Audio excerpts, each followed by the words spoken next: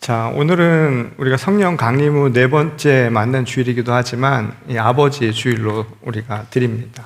그래서 오늘은 본문의 말씀을 통해서 두 아버지에 대한 이야기를 하려고 합니다. 아주 인간적인 아버지와 그리고 그럼에도 불구하고 우리들의 삶을 채우고 계신 또 다른 아버지 하나님에 관한 이야기를 전하려고 합니다. 오늘 본문의 말씀 14절을 보면 아주 담담하게 시작을 하고 있는데, 아브라함이 아침에 일찍 일어나 떡과 물 한 가죽 부대를 가져다가 하갈의 어깨에 메어주고 그 아이를 데리고 가게 하니. 저는 이 문장이 굉장히 절제되어 있다는 생각을 많이 합니다. 감정적으로 굉장히 절제되어 있어요. 한번 생각해 보세요. 아버지의 마음으로 자식을 떠나보내야 하는 아버지의 마음이 어땠을까? 천근만근이라고 하죠.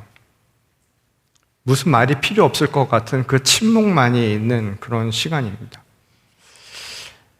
저도 개인적으로 저희 아버지가 저를 떠나보내야 했던 몇 번의 시간이 있었던 것 같아요. 이 말씀을 준비하면서 그 생각을 좀 해봤습니다. 가깝게는 처음 미국에 왔을 때 저희를 떠나야 보냈던 그 공항까지의 길. 근데 지금 생각해 보니까 무슨 말씀하셨는지 전혀 기억이 안 나요. 그리고 또 한 번은 군대에 갈 때였는데, 군대 갈 때도 제가 논산이라고 하는 곳에 들어갔는데 서울에서 논산까지 내려가는 기간 동안 아버지가 저한테 무슨 말씀을 하셨는지 지금도 기억에 남는 게 없습니다. 아마 말이 잘 안 나왔던 것 같기도 하고, 지금 돌이켜 생각해 보면 아버지들이란 대부분 그랬던 게 아닌가 이런 생각이 듭니다.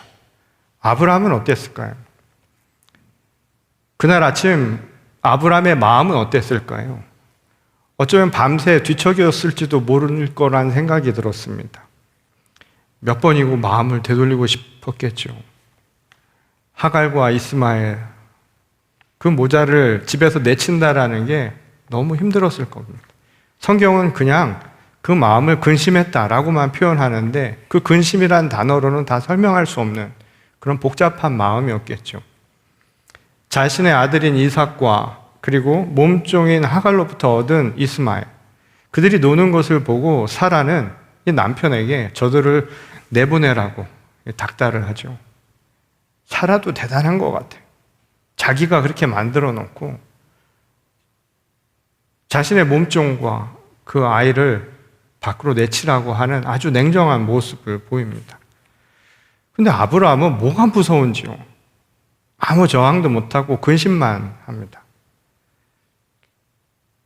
요즘 아버지만 그런 게 아닌 것 같아요. 그때 아버지들도 그랬던 것 같아요.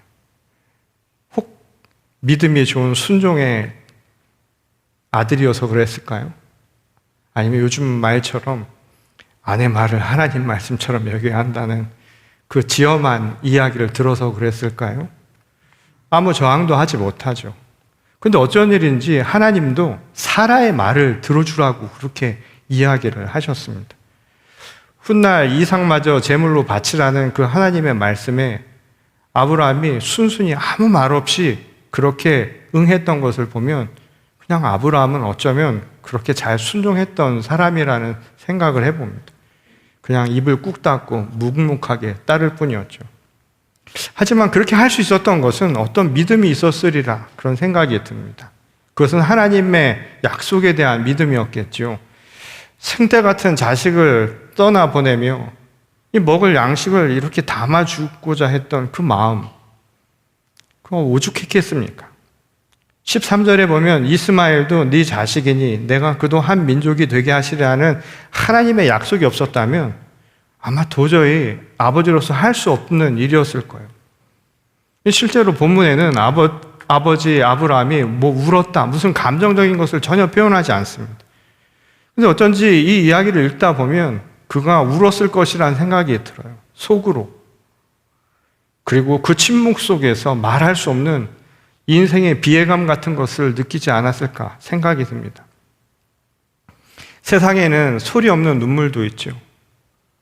아버지들의 눈물이 그랬습니다. 김현승이라는 시인의 시 중에 아버지의 마음이라는 시가 있는데요. 이런 구절이 있습니다. 아버지의 눈에는 눈물이 보이지 않으나 아버지가 마시는 술에는 항상 보이지 않는 눈물이 절반이다. 예전에 아버지들이 되게 이랬죠. 자식들 앞에서 속을 좀처럼 드러내지 않았습니다. 마음속에는 바다가 출렁거리는데 겉으로는 잔잔한 호수처럼 보이도록 했죠. 그래서 자식들이 종종 착각하곤 했습니다. 우리 아버지는 다 괜찮다고. 우리 아버지는 아픈 것도 잘 모르고 슬픈 것도 잘 모른다고. 실제로 저는 저희 아버지는 병원도 안 간 걸로 알고 있었어요. 진짜 한 번도 안 아픈 줄 알았어요. 세상에 아프지 않은 존재가 어디 있겠습니까? 무엇보다 자식에 관한 일에 고통받지 않을 아버지가 세상에 어디 있겠습니까? 나이가 들면서 좀 깨닫는 게 있어요.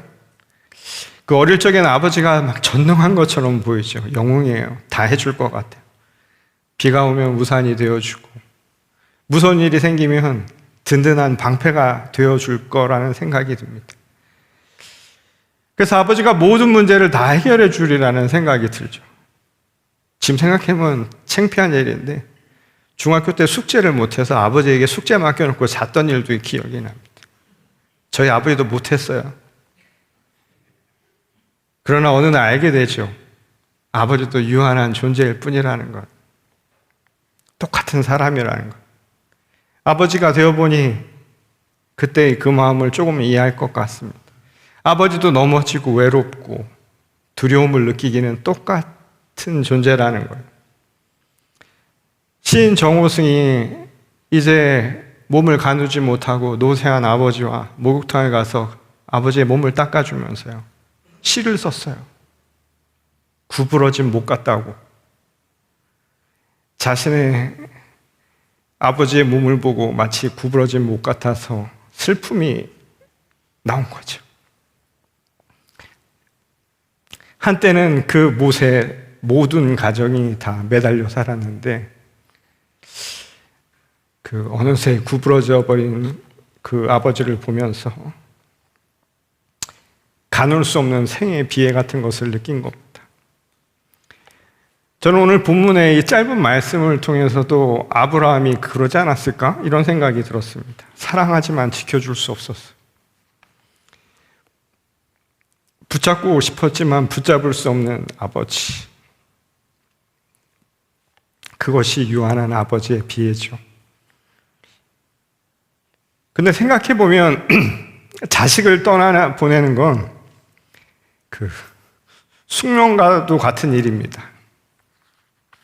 어쩌면 우리 인생은 날마다 이별을 준비하고 살죠. 아이가 커가지고 걸음마를 떼면 내 품에 앉아있다가 걸음마를 떼는 거리만큼 멀어지는 겁니다. 애가 이제 학교에 등교하게 되면 학교 가는 만큼 부모의 품으로부터 멀어지는 거예요. 아이들이 더 장성해서 결혼을 하면요, 가정을 이루면 그 거리만큼 또 멀어지는 겁니다. 그러다 언젠가는 부모가 자식의 곁을 떠나죠. 잘 알려진 철학자이죠. 하이데거는 그래서 우리 인간을 이렇게 얘기했습니다. 죽음을 향해 가는 존재라고. 날마다 그래서 우리는 이별을 경험하면서 사는 존재라고 이야기합니다. 그래서 하나님이 우리에게 주신 특별한 선물이 사랑이라는 게 놀라운 거예요. 사랑은 그래서 붙들기 위해서가 아니라 어쩌면 놓아주기 위해서 우리에게 주신 특별한 선물이라는 생각이 듭니다. 그러니 떠나보내야 하는 그 마음이 그게 사랑이라고. 그래서 사랑은 본질적으로 아픈 겁니다. 그런 점에서 아브라함이 아들 이스마엘을 떠나는 이 장면도 자식을 향한 아버지의 아픈 사랑으로 이해할 수 있을 거라는 생각이 듭니다. 결국 자녀는 자기 몫의 광야를 걷죠. 그렇게 가야 합니다. 인생은 누구도 대신 살아줄 수 없습니다. 대신 넘어져 줄 수도 없고요. 아파 줄 수도 없어요. 대신 울어줄 수도 없습니다. 그래서 부모에게 준 한 가지가 뭐냐면 기도밖에 없어요. 하나님, 제가 함께 갈 수 없는 그 길을 주께서 대신 걸어가 주십시오.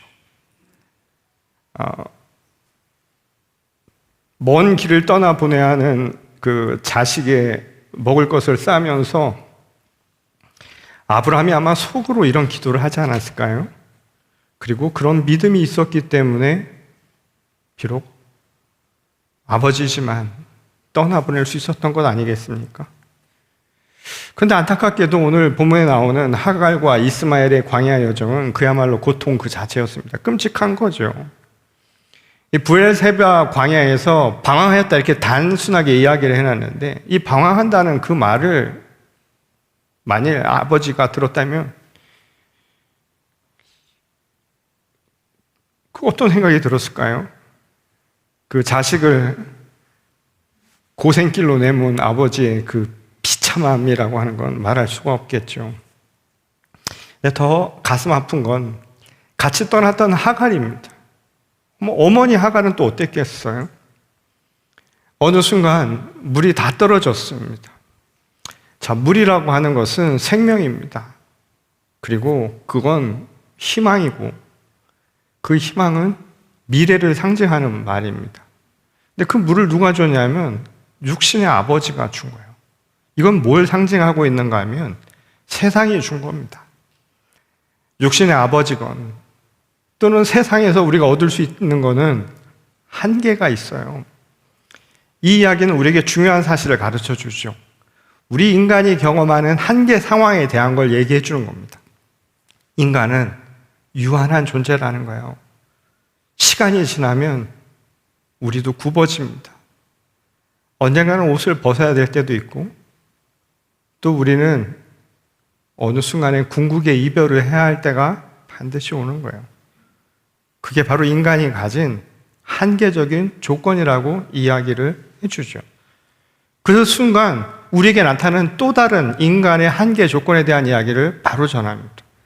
어머니 하갈이 아들이 죽어가는 것을 도저히 볼 수가 없어요. 그래서 화살 거리만큼 저 멀리 떨어진 거예요. 저 멀리 떨어져서 도저히 아들이 죽어가는 것을 지켜볼 수가 없어가지고 그곳에 거리를 두고 있는 겁니다.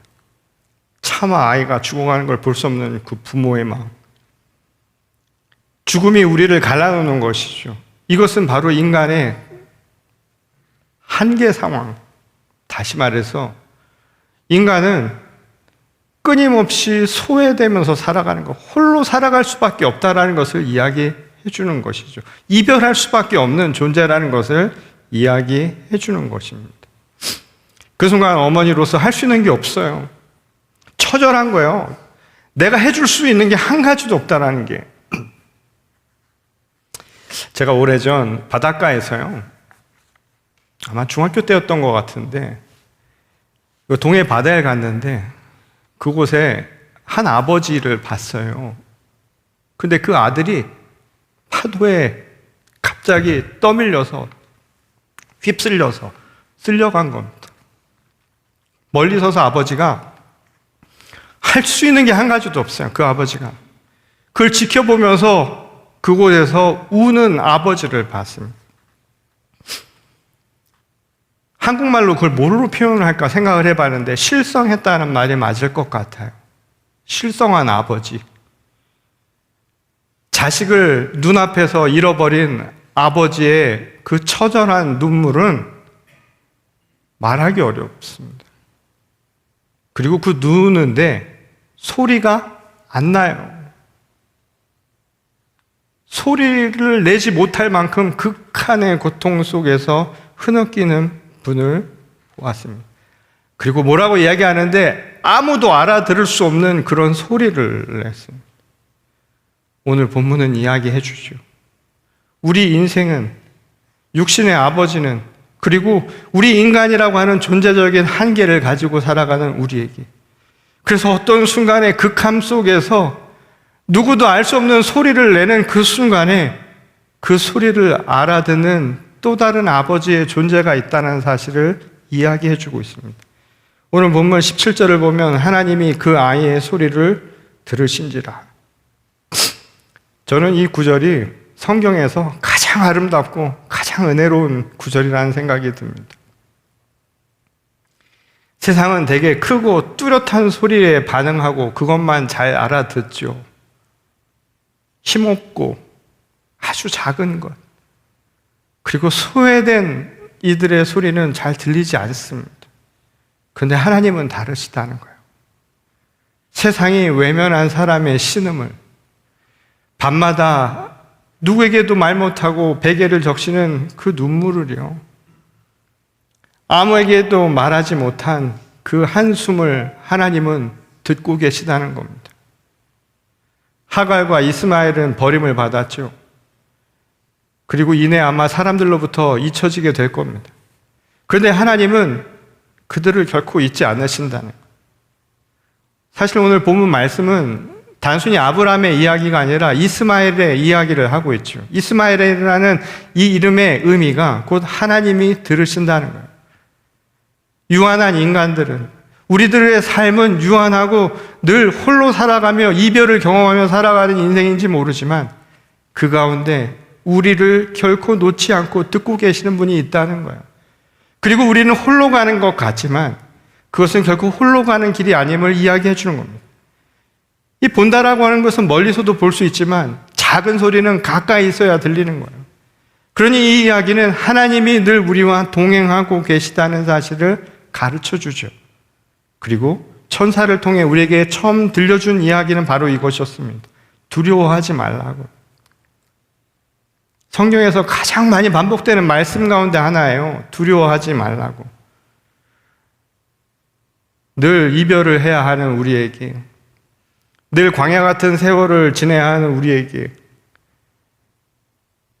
늘 누군가의 도움 없이는 홀로 살아가기 어려운 우리에게, 늘 알 수 없는 불안과 염려를 안고 살아가는 우리에게 두려워하지 말라는 이 말씀보다 더 귀한 말씀이 있을까요? 이 말씀을 하신 후에 하갈의 눈이 열렸습니다. 하나님이 하갈의 눈을 열어주신 것이죠. 그의 눈에 샘이 발견된 거예요. 마실 물이. 이게 뭘까요? 우리 인생에 살아갈 그 무엇이, 우리의 필요가 바로 거기에서 열리게 되었다는 겁니다. 그런데 샘이 그때 거기에 갑자기 생긴 것일까요? 그게 아니죠. 눈이 떠서 보지 못했던 것이 보이기 시작한 겁니다. 절망으로 보지 못했던 것들을 보게 된 거예요. 때로는 하나님의 은혜가 이렇게 우리를 찾아오죠. 없는 것을 만들어주신 것이 아니라 보지 못했던 것을 보게 해주는 것. 실로암에서의 그 눈을 뜨게 한 역사와 똑같은 일이 벌어지는 거예요. 서로의 눈을 뜨게 해주는 거죠. 이제 다음 주에 가게 될 단기 선교가 그런 건 아닙니까? 광야 같은 곳에서 살아가는 이들에게, 찾아가는 이들이야말로 샘 아닐까요? 서로가 하나님의 눈을 떠서 홀로 살아가는, 우리는 유한하고 고독한 인생인 줄 알았는데 바로 서로를 찾아가는 샘과 같은 역사가 바로 거기서 이루어지는 겁니다. 근데 그렇게 눈이 뜨여져서 뭘 봤을까요? 오늘 20절에 그 시작이 이겁니다. 하나님이 그 아이와 함께 계시다는 거예요. 아버지 아브라함은 함께 있을 수 없었지만 하나님이 그와 함께 계시다는 것, 바로 그 사실을 보게 되는 겁니다. 세상의 부모들은 한계가 있죠. 내 품을 떠나면 다 해줄 수 없습니다. 그러나 하나님은 그 빈자리를 늘 함께하고 계십니다. 광야의 길을 갈 때나 고통의 세월을 지날 때나 눈물로 아파할 때나 사람들이 없는 그 자리에서도 하나님은 그들과 함께 계신다는 약속입니다. 이러한 시선의 변화가 우리에게 주는 기쁨입니다. 두려워하지 말라는 주님의 말씀으로 내 눈이 뜨여서, 그 눈이 뜨여서 결국 알게 된 것은 하나님이 늘 나와 함께 하시다는 거예요. 우리 인생은 유한하고 소외된 한계 상황이 뚜렷한 삶을 살아가는지 모르지만 그곳이 그냥 빈 곳이 아니라 하나님이 함께 하고 계시다는 사실을 깨닫는 거예요. 어쩌면 야속하게 자식을 떠나보내야 했던 아브라함이 그렇게 아들을 떠나보낼 수 있었던 이유를 이제는 좀 알 것 같죠. 그 역시 두려워 말라는 하나님의 말씀에 눈이 뜨였기 때문입니다. 그리고 그 눈이 뜨여서 항상 자기와 함께 동행하시는 하나님을 보았기 때문입니다. 그래서 아들을 그 광야로 보낼 수 있었던 것이겠죠. 그것이 바로 오늘 우리에게 주시는 하나님의 말씀입니다. 우리는 세상에 유한한 존재로서 그리고 한계가 뚜렷한 조건만 가지고 살아가는 것이 아니라 그 빈 곳들을 채우고 계신 하나님의 전지전능한 사랑이 우리와 함께하고 있다는 사실, 그것이 바로 오늘 우리를 살게 하는 힘입니다. 제가 어릴 때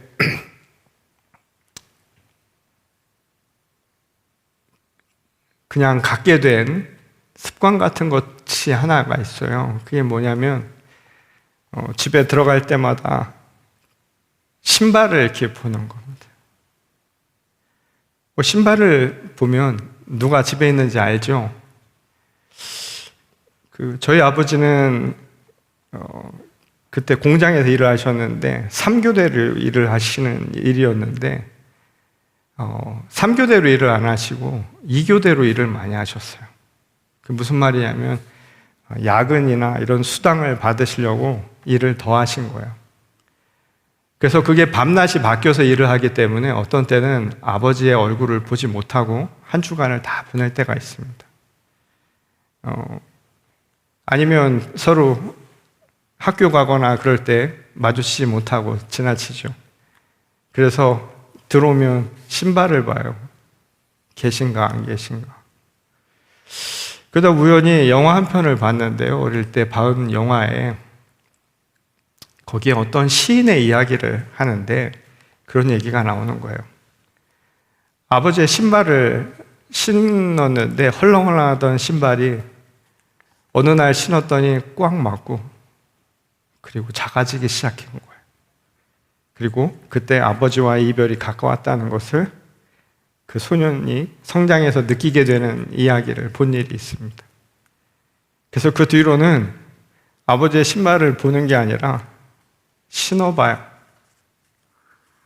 맞나 항상 헐렁헐렁하고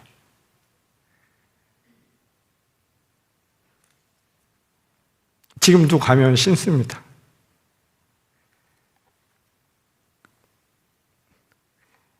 근데 참 다행이죠. 저희 아버지는 발이 커가지고 제가 절대 안 맞아요. 아직도 커요. 그래서 마음이 평안해요. 아직도 크다는 게 마음이 평안합니다. 어쩌면 세상은 항상 이별과 그리고 홀로 살아갈 수밖에 없는 그런 현실입니다. 한계가 뚜렷한 삶을 살아가죠. 그런 우리에게 하나님께서 육신의 아버지를 주신 것도 굉장한 축복입니다. 왜냐하면 그 한계 조건 속에서도 그렇게 우리를 든든하게 지킬 수 있는 벽이 되어주고 그리고 기둥이 되었으니까. 그러나 그 아버지가 다 주지 못하는 것들, 우리 인생은 우리가 홀로 살아가는 것은 분명한 사실입니다. 그 인생이 그래도 무너지지 않는 것은 그 틈틈을 채우고 계신 하나님의 사랑이 있기 때문입니다. 그리고 그 사랑이 오늘 우리를 지키는 힘이고 또 그래서 우리는 두려워하지 않고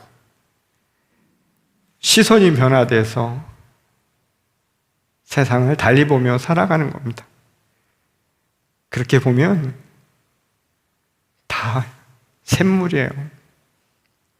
여기 있는 모든 분들이 내 외로움을 채워주는 샘물이고 내 인생의 그 빈틈을 채워주는 샘물 같은 존재입니다. 오늘 하나님의 말씀입니다. 두려워하지 말라. 그리고 함께하는 하나님의 그 사랑을 기억하라고요. 그리고 우리 서로에게 작은 샘물이 되어서 서로를 채울 수 있는 저희 모두가 될 수 있기를 주의 이름으로 간절히 축원합니다. 우리 다 같이 기도하겠습니다. 참 좋으신 하나님, 우리의 인생은 참 연약하고 한계가 뚜렷한 세월을 보냅니다. 또 우리에게는 그런 현실 속에서도 그러나 우리 서로를 지킬 수 있는 하나님의 놀라운 또 사랑이 있음을 그럼에도 저희가 고백합니다. 오늘 아브라함의